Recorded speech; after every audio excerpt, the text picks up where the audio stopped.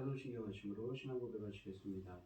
전능하사 천지를 만드신 하나님 아버지를 내가 믿사오며 그 외아들 우리 주 예수 그리스도를 믿사오니 이는 성령으로 잉태하사 동정녀 마리아에게 나시고 본디오 빌라도에게 고난을 받으사 십자가에 못 박혀 죽으시고 장사한 뒤 사흘 만에 죽은 자 가운데서 다시 살아나시며 하늘에 오르사 전능하신 하나님 우편에 앉아 계시다가 저리로서 산자와 죽은 자를 심판하러 오시리라. 성령을 믿사오며 거룩한 공예와 성도가 서로 교통하는 것과 죄를 사하여 주시는 것과 몸이 다시 사는 것과 영원히 사는 것을 믿사옵나이다. 아멘.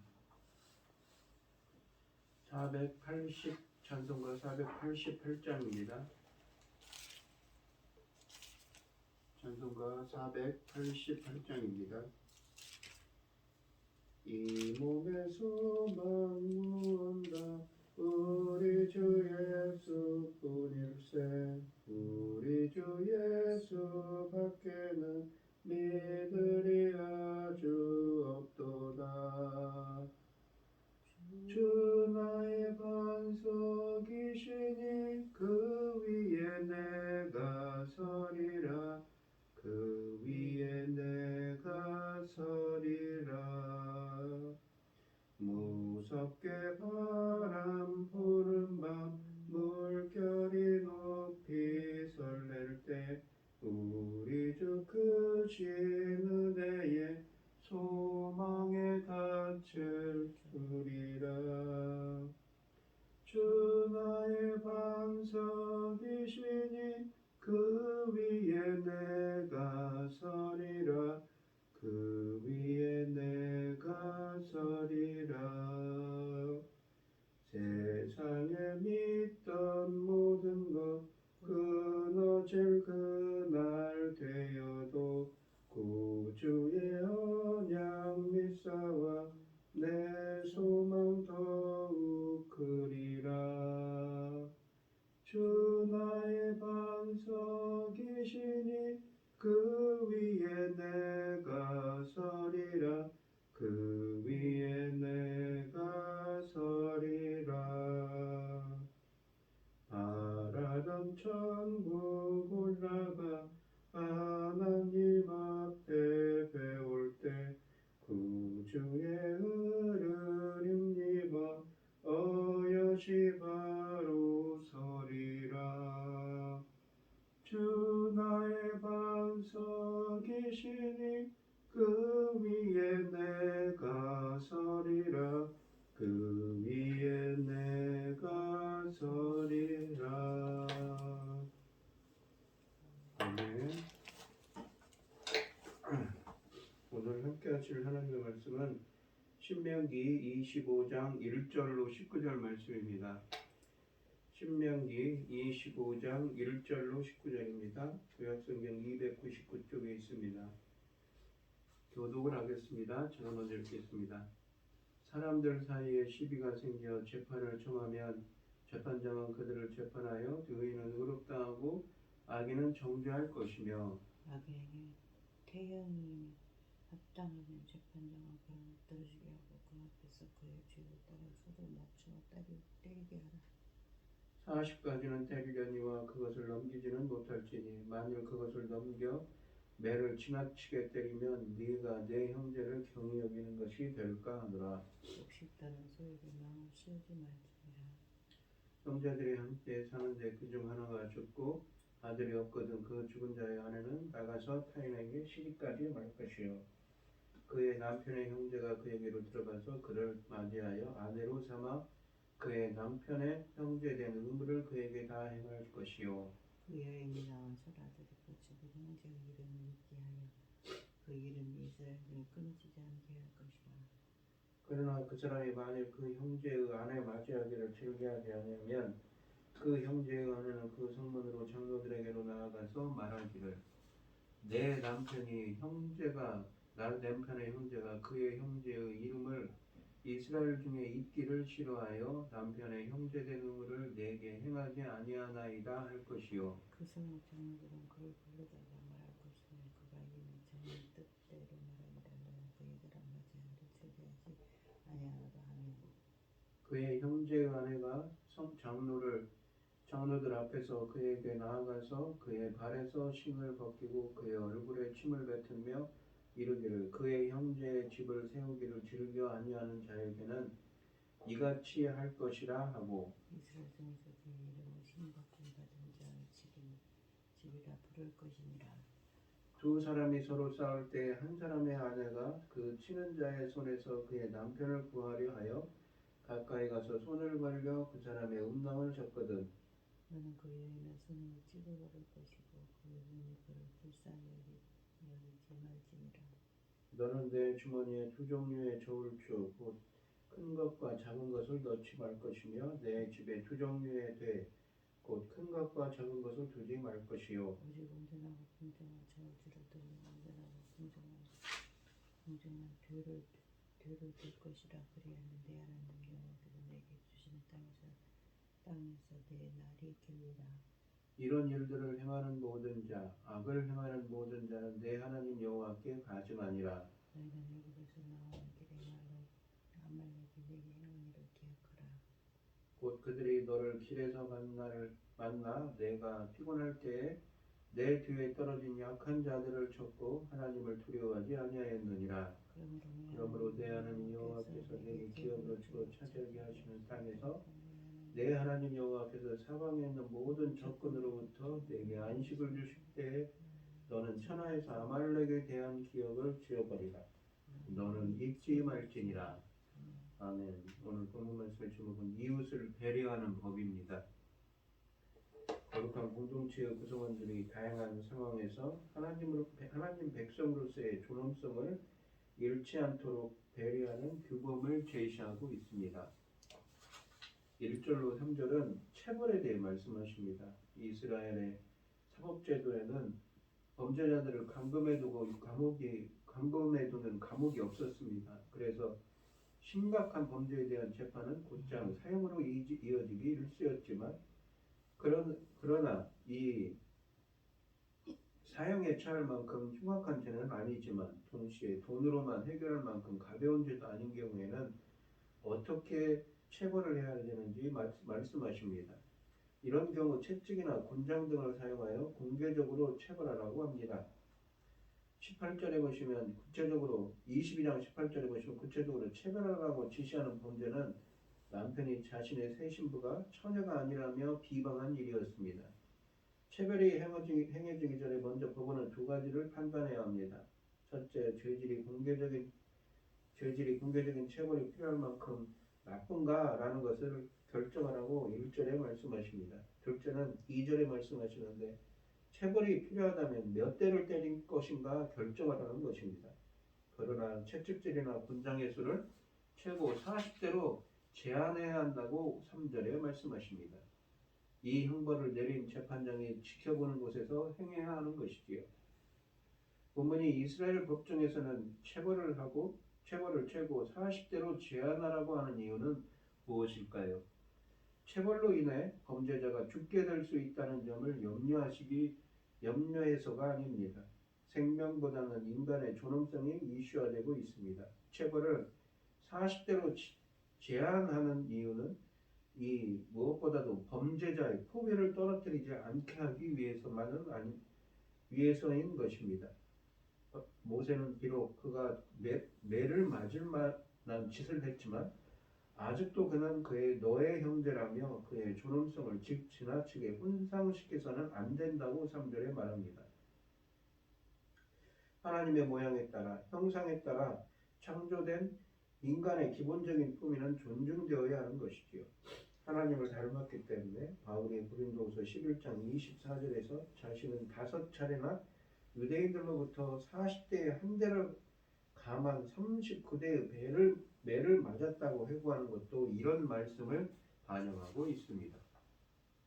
4절 말씀에서 곡식을 타작하는 소의 입에 이 망을 씌우지 말라고 합니다.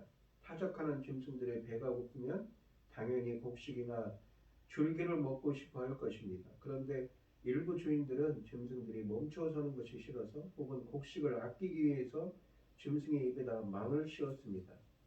이 율법은 그처럼 잔인하게 굴지 말라고 합니다. 의로운 사람은 다른 사람들을 배려할 뿐 아니라 자기가 부리는 짐승들의 필요를 알고 채워주는 사람이라는 것이죠.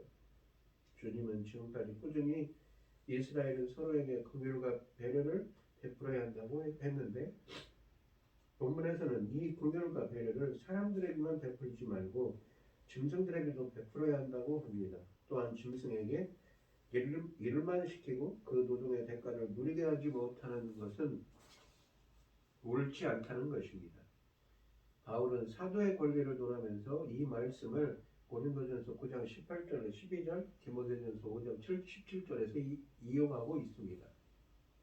5절부터 10절은 이 계대 결혼에 대해 말씀하십니다. 만일 이 결혼한 사람이 아들이 있어 죽으면 그의 형제 중 한 사람이 죽은 사람의 아내인 형수나 제수 씨와 결혼하여 아들을 낳아서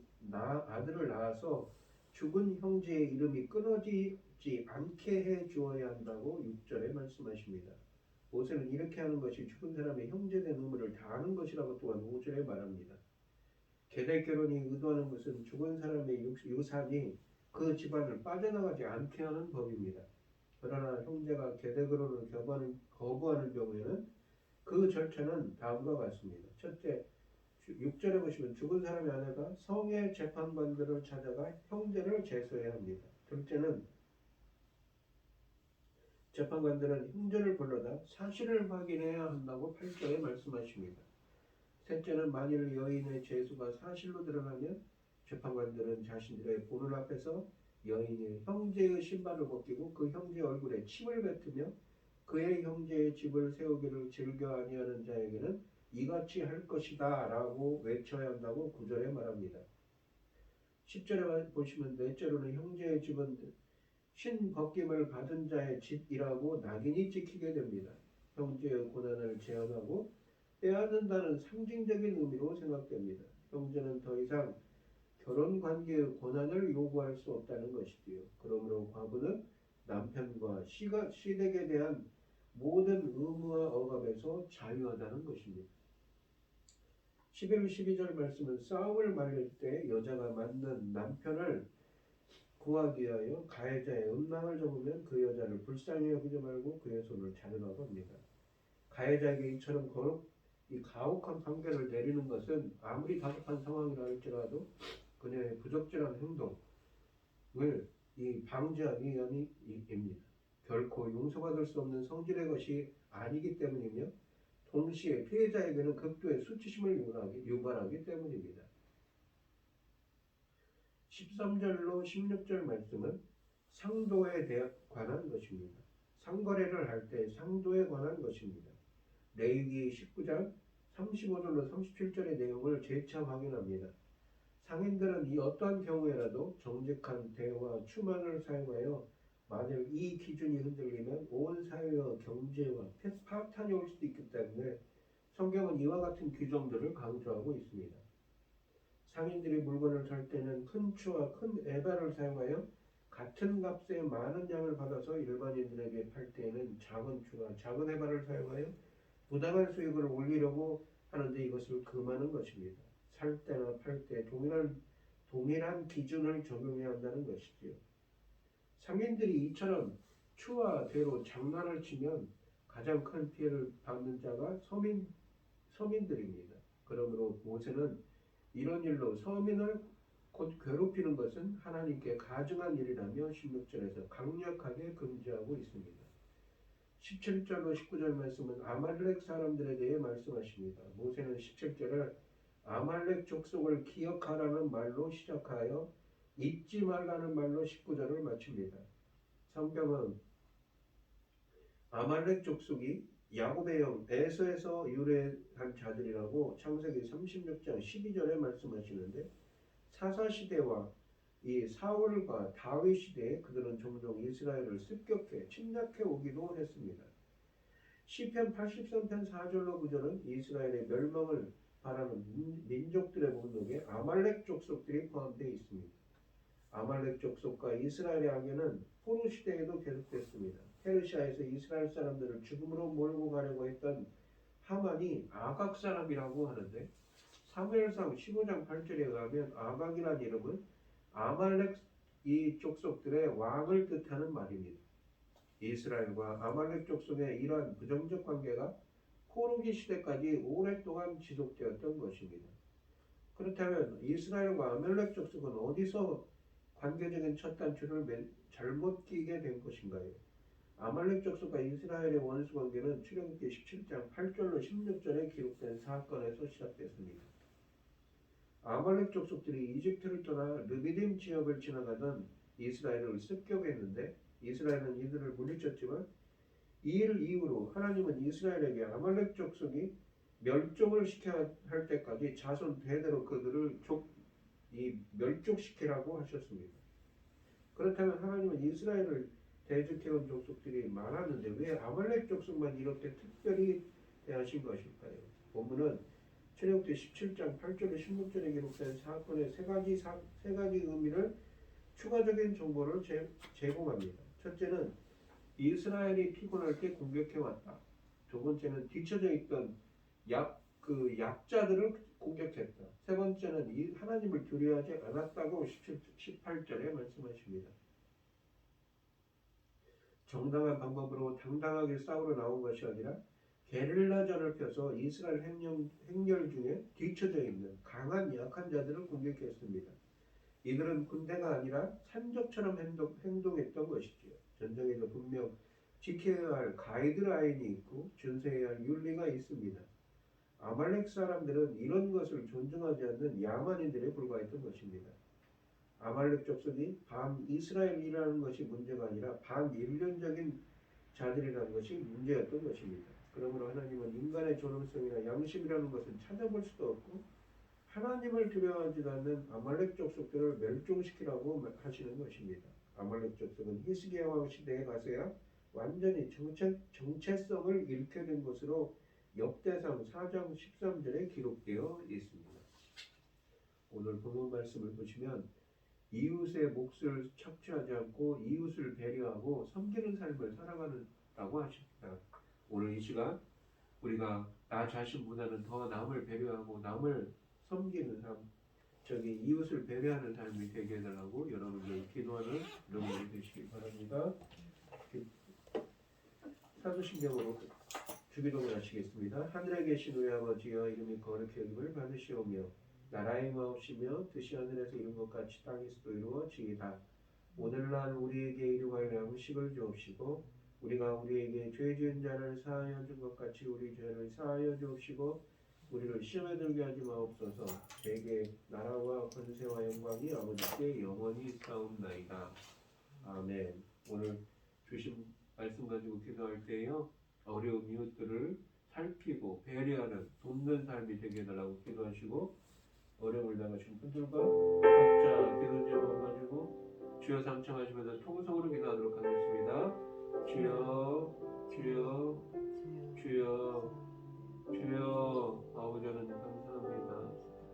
거룩한 성탄절입니다. 아침입니다. 저희들이 더욱더 예수 그리스도의 십자가의 은혜를 생각하며 예수 그리스도께서 우리들의 모든 죄를 사하기 위해서 이 땅에 오신 그 은혜를 생각하며 또 이웃을 생각하고 배려하는 하루가 되게 하여 주시옵소서. 아버지 붙들어 주시옵소서.